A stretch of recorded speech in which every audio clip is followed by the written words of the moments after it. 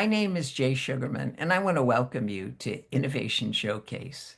The main purpose of this ongoing series is to inform viewers about exciting innovations and creative individuals across the fields of business, science, technology, education, and the arts. Today, via Zoom, we're fortunate to have as our guest Tova Speter. Tova is a highly accomplished painter, community artist, art therapist, educator, and consultant. She's based at the Gorse Mill Studios in Needham and is here today to inform us about several recent collaborative art projects she's been involved with. One at the Gates Elementary School in Acton, another with the Pollard Middle School in Needham, a third at Temple Israel in Natick, and a fourth one with the town of Lexington. As we learn about these wide range of engaging projects, we'll come to better understand and appreciate Tova's belief that art helps us connect with each other and with ourselves in a variety of settings and in very meaningful ways. Let's start by meeting Tova. Welcome, Tova. So delighted you're able to be here. Thank you so much for having me. Eager to find out about those projects just mentioned and have you inform viewers. But before we jump right to that, I also think it would be of interest if you briefly share a little bit more about your background, artistic, professional interests, please. Sure. So I have been an artist for as long as I can remember, always doodling, always, making art. But my background is really as an art therapist. I went to graduate school at Lesley University in Cambridge. And I've always known that art has this power to help connect, to help people express, to help make people feel better, because I've experienced it for myself. And so I really was so thrilled to find out that this field existed because growing up, I did not know that this was a thing. And so yeah, to be able to do this work, whether it's clinically or just, in the community, really my favorite thing to do is to work as a community artist to make space for people to actively engage in meaningful art experiences. And, my work focuses on building connection, recognizing that we're part of something bigger, um, is why I love the community and collaborative element of it. And yeah, I just have this belief that engaging in art making is inherently therapeutic, and I want to share that with as many people as possible. No, terrific, terrific. Before we move on to the first project, what are some of the important components of a successful community art project? Yeah, so lots of things. There's so many details involved in making sure things go smoothly. First and foremost, super helpful when I have an enthusiastic partner who shares a belief of like why we're doing this work. A little bit harder if I have to convince them. I usually can convince them if I need to, but to start off with an enthusiastic partner is great. And then I really work to design projects to the specific strengths and interests and goals of the community, as we're going to see, and as as hopefully people will recognize. Every project I do is a little bit different. I really don't do the same thing more than once, and so I really want to design with intention, and make it site specific, often co-creating with the partner so that really they feel the investment and Mm. engagement there. And you know most times, as often as I can, I really want to create projects and design them in a way that allows a space for everyone to be able to add, regardless of their artistic confidence. And not their artistic ability, because I think that everyone actually has an ability, but not everybody has the confidence of Mm. themselves as an artist yet. And so, really, just making space for a range of entry points, so that everyone can feel a part. How did your artist in residency in Acton come about, and what were some of the primary goals or themes of the project? Yeah, so a lot of my work is word of mouth. I do a project one place and then they hear about it somewhere else. I was the artist in residence in a school in Needham, and then through something called the Arts Enrichment Network, which is a grouping of volunteers mostly, but around the area who try to bring enrichment into different schools. They connected me through the PTO, and I was brought into Acton, and it was really timely because the school had just recently sort of community sourced and identified three new values of the school that were really important to them. And so this was a way through art, through engaging the entire school community of students, of parents, of faculty, we were able to express those values and create a lasting piece that can sort of, hold those elements. And so it's yeah, it's enrichment, but it's also essential, in my opinion, to just have these art opportunities brought into the schools. How do you go about beginning to build relationships with students and faculty, say at the Acton School? Yeah, well, so here it's really important for me to bring on these partners from the very beginning in decision making of the process so that they really feel like this is their project. One of the ways that I'm most successful for myself is actually that after a project, people don't remember me as much. I don't want them to say, "Oh yeah, this artist came and did this project." I want them to say, "Look at this. This is our project. Look at what we made." And so to do that, I really need to bring them on from the beginning. And so in this case, I started by meeting with the sixth graders in the school. They're the oldest students there, and really empowering them to brainstorm with me. I hadn't fully designed all of the elements of the project yet. And so helping them have a meeting where they could, you know, understand what those three values were of the school and have them come up with, well, what kind of shapes would you think that these values represent, and to think about it with meaning, and to like convince each other, like debate a little bit. Oh, I think it should be this shape or that shape. And then they narrowed down to their top two. And then we created a survey actually that went out to the entire school, the students, the parents, the staff, to vote on which shape they thought best connected with the value, using the words of the students themselves as the ways to try to convince people. For kindness, they may have said, because kindness comes from the heart, or Mm. because love spreads with kindness, right? Like, but it was their words that helped. And so then people voted, and I launched the project at an all school assembly where we shared what the shapes were that were voted on, and launched it out. The other part of it is some of these images that you're seeing is the students actually all made all of the papers that we used in the collage. And so they Mm. didn't make papers for their own collage. They made Ah, papers that everyone was able to use. And oh, so very instead nice. of buying papers, it was really all sourced by the students themselves. So they made the papers, and then they were able to choose a value that they wanted to explore. They thought about what color connected to that value for them, and they painted the background of their tile with that color. And then they use these community created papers to express that value through the shape. And I just want to give a shout out.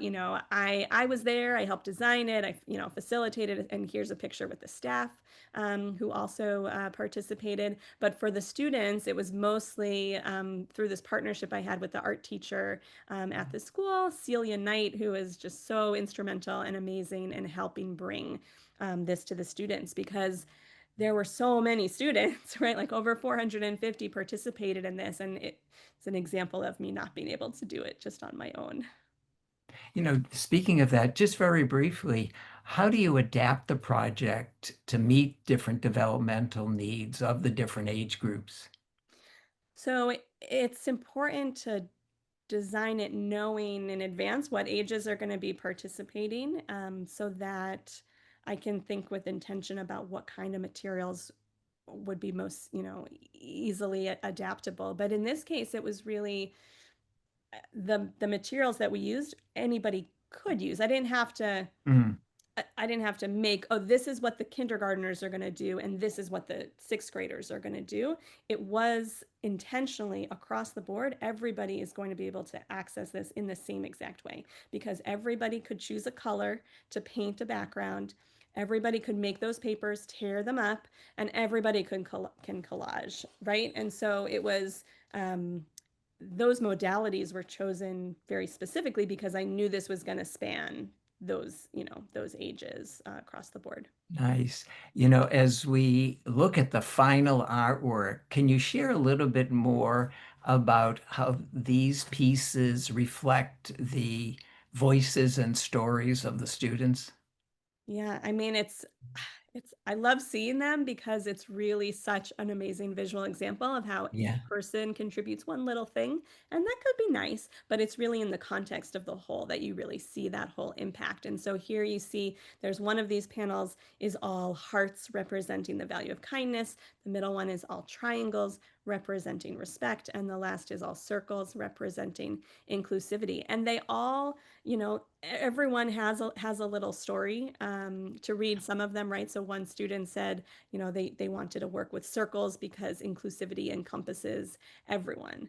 Another one Mm, said that a circle can represent the earth and we want to include people from all backgrounds, right? So everybody sort of made their own little connection about why this shape connected to this value, connected to this color for them. And I love seeing this too because you can see for each of them where the majority of colors came in. Like for that kindness one, right? The majority is in that pink section, pinks and purples, mm, whereas in the inclusivity, right, it was more of those blues and greens of the earth. And so it's just interesting to see it all as a whole as this sort of definitely, definitely. data mural about it and installed now in their hallway. It's just it brings such color and energy to the otherwise just blank white space. As we wrap up our discussion here, what do you think the students gained from this experience beyond their artistic skills? Yeah, well, being proud of something they made, seeing that what they made matters, seeing that they have a spot on the wall. This is going to be installed there for a very long time, and so they'll be able to know that they contributed part of it. So that empowerment, that engagement, feeling seen. I mean, the pride that I saw in them when they came up. It was celebrated at a community art show at the end of the year, and they all came up with their parents and saw it for the first time, all together, and then tried to find theirs. And when they found theirs, they were just so excited to be part of something bigger. And so it's another reason why it's very important for me that these projects are elevated with materials and with the installation to look really professional and finished and just something that they can really be proud that they contributed to. Oh, what a source of pride and just up well beyond your residency, as you mentioned, sort of disappearing after this, but the impact that it'll have for years to come is fabulous. Moving on to another school-inspired project in Needham, little different age group and situation. How did this collaborative art project come about? Yeah, so this is a good example because it shows just a very different project. That first one was about each individual making their own piece and contributing to a larger whole. And here, as we go into the middle school students and the teens, they had to work together as partners to contribute. But in this one, so I am a Needham-based artist, so I have Mhm. been working for the past few years, offering opportunities for public art engagement for teens in Needham mostly with my amazing partner, Charlie Nanda. She and I have worked on a mosaic project, on a rain art scavenger hunt, on different projects with the teens. And this one in particular was funded through the Needham Council for Arts and Culture and the Needham Community Action Network. And so they invited me into this project to engage the teens to beautify the outside of their school because they have these garden areas at the entrance to Pollard, and it was just supposed to be temporary. These sort of poles that were there, just trying to keep people from trampling on the Mm. plants. But temporary turned into a couple of years, and we thought it was time to brighten them up a little bit and to what better way than to ask the teens to help us and feel again that engagement with their school and contributing back to their community. So the students were really the ones throughout the whole process. They primed the posts, they designed, what they were going to put on, and they painted them. It was really about giving them the space and some mentorship of how to do it, how to mix the colors, how to design something three-dimensionally like this, and also how to design something that is for the public. This was not about make your own, do whatever you want, your own ideas, your own design. You can do anything because public art needs to last for many years, needs to be welcoming and interesting and engaging to a whole slew of different people. And so needed to teach that element too. And it was also a partnership with a couple of teen leaders, high schoolers who helped volunteer to help us facilitate. Want to hear more about the process, but you mentioned public art. So why do you think public art, especially in a school setting like this, has the power to bring people together? Well, public art has a lot of different impacts, right? It depends on the art, it depends on the person, but hopefully, at least some of the things that I try to do in my public work is to make people smile and to make them stop and think and to notice something. And just for a moment in their day, if they're always, on the same route, going back and forth and not noticing everything around them, just to give them a minute to pause and appreciate. Some added color into their space. And so these students walk by this space every single day, right? When they walk into school, when they come out, and it was not something that was so inspired Mhm. before. And so now, they have something brighter and something that either came from themselves or for the students who weren't involved, they know that it was created by their peers. And so Mm. there's a respect there, there's a pride there as well.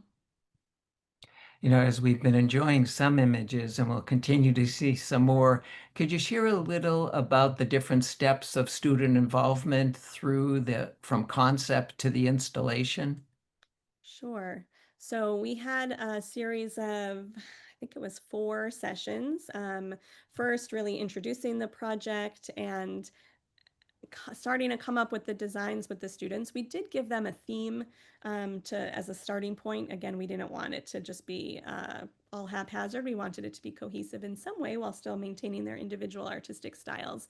And so we wanted to lean into this theme of a garden and color because that's what we were trying to bring attention to. That this is, these poles are surrounding a garden space that's going to bloom in different seasons and just to bring some color and attention to that. So they all knew that it was going to be a garden, and they brainstormed together in groups. We split them up into groups of 2 or 3 students. So they had to practice that work of brainstorming something together, finding space for everyone's ideas to be heard, and also being open and flexible not only to each other but also to the requirements of the project just being public art and not making it personal but not too personal so it can still be something that all students could identify with.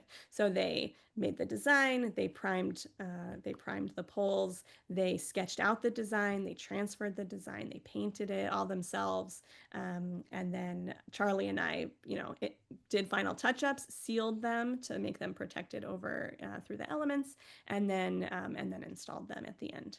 Stunning, stunning. And here, comment on the before and after. This is Yeah, so quite telling. this is the before. Those were really put up, those plastic things were put up just temporarily to help, mitigate students not walking through the garden.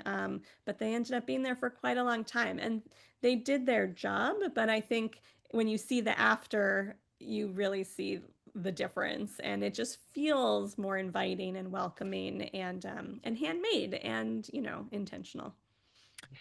Just very briefly, what's been some of the reactions either from students, teachers, or parents since the installation of the polls?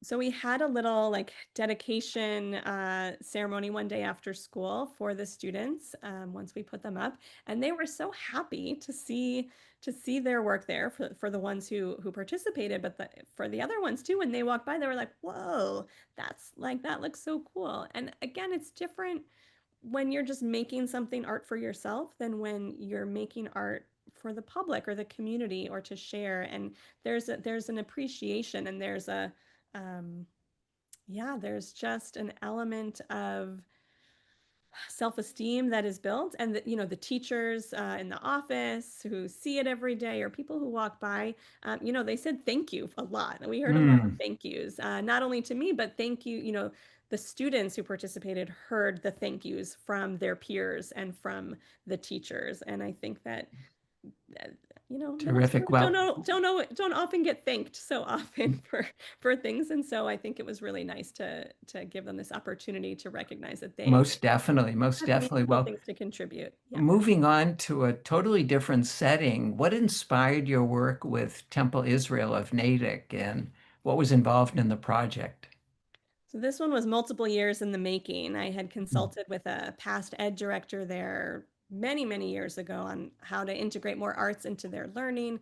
COVID pushed off the timing of this, but it ended up being this great. The timing ended up being great because it coincided with the temple's 80th anniversary Ah, celebration, and they wanted to do a project that was intergenerational that touched all areas of their community and that welcomed people into their space. And so this was an example where hearing what they wanted, I really thought mosaic would be the right avenue to bring this idea of lots of little people contributing small things to a greater beauty. mm, And so I reached out to my one of my favorite artist collaborators, Emily Bargov, who's a super talented mosaic and stained glass artist, actually based in Somerville. And so she and I facilitated this together. Now, recognizing how many people we wanted to reach and how big a project it was, we actually were able to design this project in a way to empower the community members in an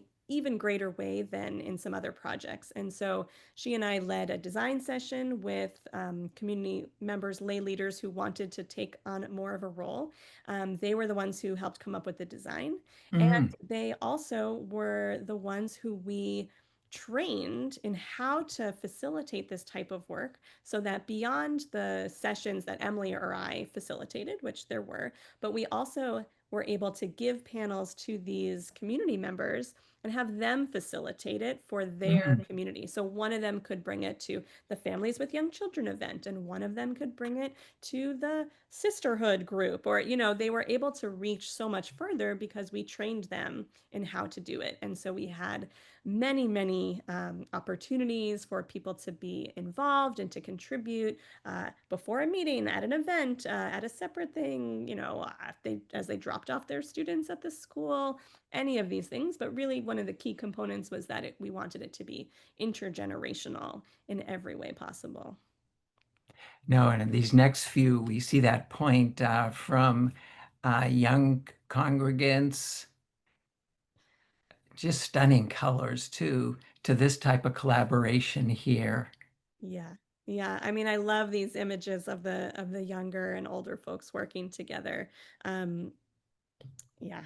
And it's intentionally made up of many panels that come together, and all the panels were worked on by multiple hands. So Mm. not just, again, your own piece that contributes, but in this case we're all contributing to the same surfaces, and then all of those are coming together to make something larger. We had 18 panels altogether, which is a very auspicious number in Jewish tradition. Here they Mm. are installed. And I was this is different than some of my other works that I've done before, and I was a little bit nervous. The committee really wanted something that was abstract. They wanted something that was open to different interpretation, that could inspire, different perspectives. And at the base, it needs to just reflect the communal interconnections that strengthen us. And one of my favorite elements of this piece was you can see there are different lines throughout each of those panels. Those are mirrored tiles. And so they catch the light in different ways. You can also see your own reflection in them when you walk by. And so it's constantly changing during different times of day and reflects all the different Jewish journeys that people have gone on to Mhm. get to this space and this community, and just the idea that multiple perspectives all contribute to the whole full beauty. Oh, fabulous. It's so stunning, so stunning. Well, we still have time and we're going to enjoy a rather recent project, very timely, with the town of Lexington that you collaborated with Emily again on. Could you share a little bit about this and then we'll enjoy the final product?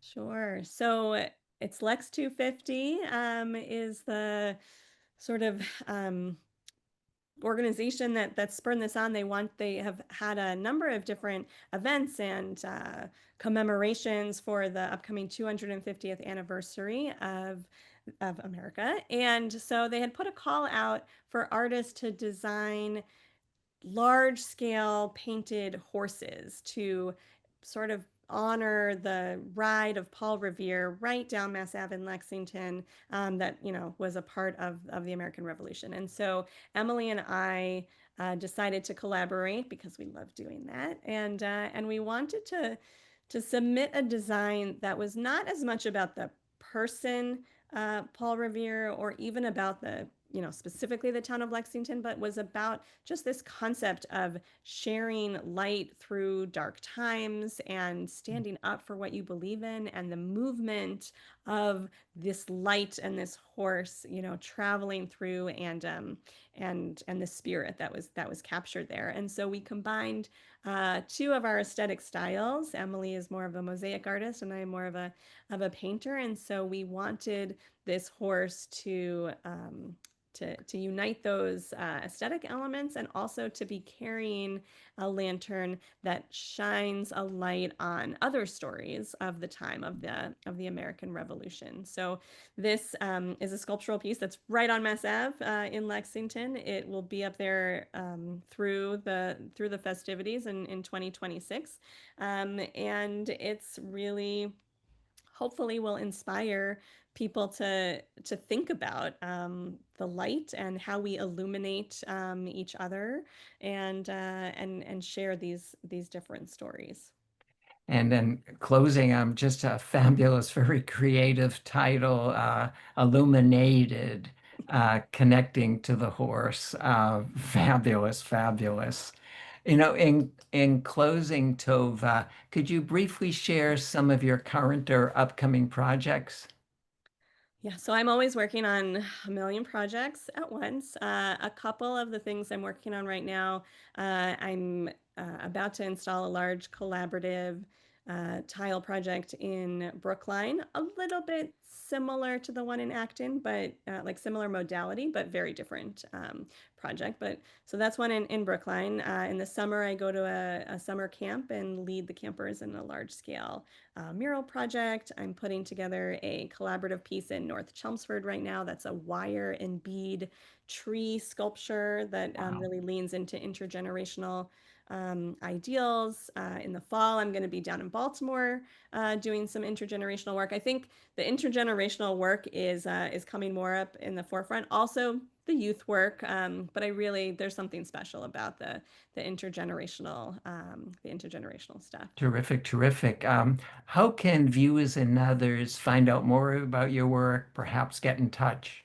Yeah, please. So my website is just my name, www.tovaspeter.com. I'm also on Instagram at Tova Speter, and I try to post things as often as I can, but I am very busy doing projects, so it's not always super updated. But Instagram for sure, I put the most updated things. And yeah, there's a lot of stuff coming down the way, and there are many opportunities that are more public facing. So my work sometimes goes to different festivals and different public spaces, that even if I'm not working directly with your community, there are other ways to engage in my artwork. And I hope that people come by and Terrific, enjoy. terrific. Well, unfortunately, we've come to the end of the program. I want to thank you so much for being here. It's been so inspiring. Look forward to following your future projects and just continued success with all upcoming endeavors. Thank you so much. I really appreciate the opportunity to talk and share my work. Also want to thank those of you watching for joining us and hope you'll be able to tune in next time.